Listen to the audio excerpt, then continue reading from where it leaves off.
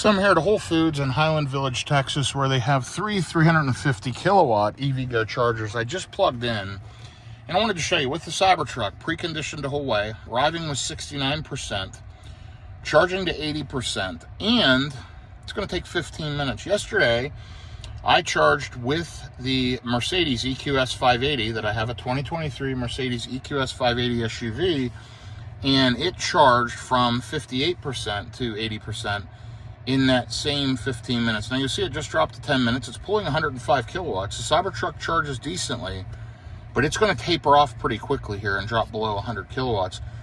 That EQS ripped the entire time. So it charges faster and better than the Cybertruck. There's absolutely no question.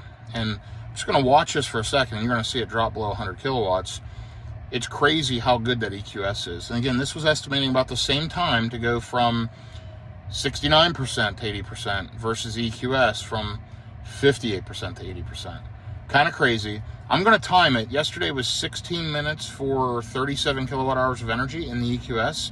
We'll see how long this takes today to add a little bit of energy to the Cybertruck. So I'll be back with you here momentarily, but I find this very, very interesting at how good the EQS charges. So this is just a quick comparison to give you some information. I'll be back with you here shortly. Okay, here are the EVgo chargers, and here's a nice Lucid Air. Might be a pre-owned, looks like it. Anyway, here's the 350 kilowatt.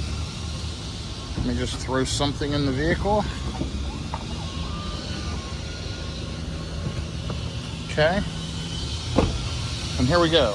So we have been here 9 minutes and put on about 14 kilowatt hours. So it's going to be 10 minutes to 80%. Let's go ahead and wait. So remember, we did 37 kilowatt hours in 16 minutes at a very high state of charge in that EQS. And there it just finished. So we're at 80%. So let's take a look and see what it says over here.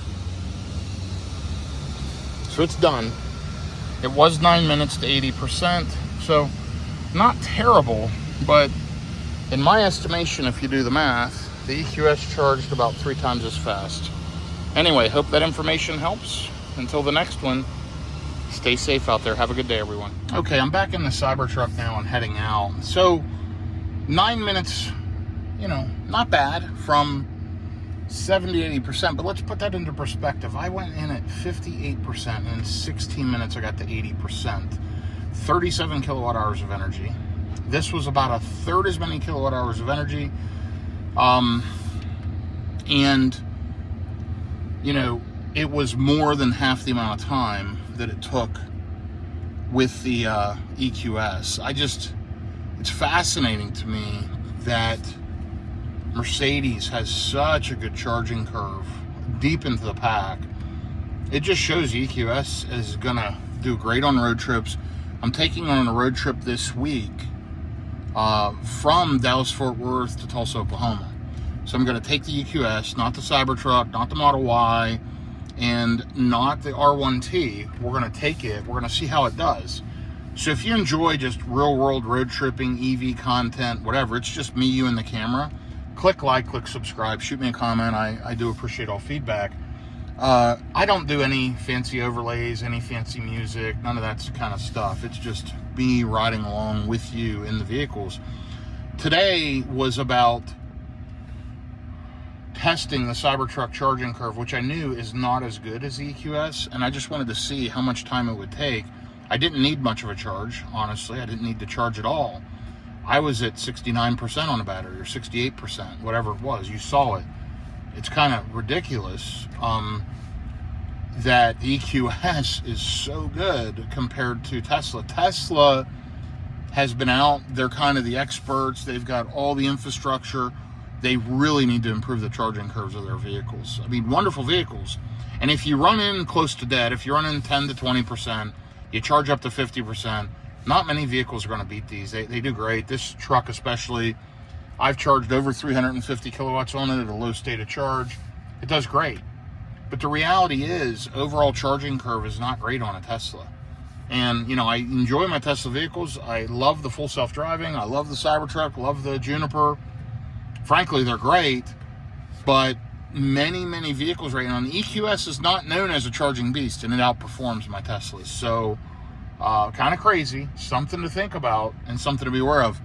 I think you'll see some charging improvements coming from Tesla soon. Frankly, I think they have to. The Chinese cars right now charge way better. Frankly, the Hyundais, Kias, and that whole platform charges much better. There's a lot of vehicles coming out. The Porsche especially, the Taycans, the Macans, they blow it away.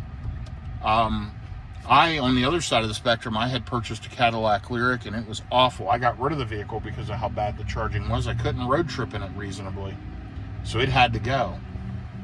With that being said, it's good info for those that are interested. The Mercedes EQS, if you look at my previous videos, you'll see it. It is a charging beast. I'm very happy with that vehicle, and I'm excited to see how it does here on my road trip up to Tulsa, Oklahoma. That'll be coming, like I said, this week. So watch for that one, and then we'll have the return trip coming as well. So it's going to be a lot of fun. Again, follow along for more of this type of content. Some quick stats for those that enjoy it. Lifetime on this Cybertruck, 17,586 miles and 429 watt hours per mile. Pretty decently efficient for a vehicle this size. I think so. I'm ready. Oh, wow. That was my sunshade by Enovix here. I'm ready. Stop. See if it listens. Cancel. It's just lit up.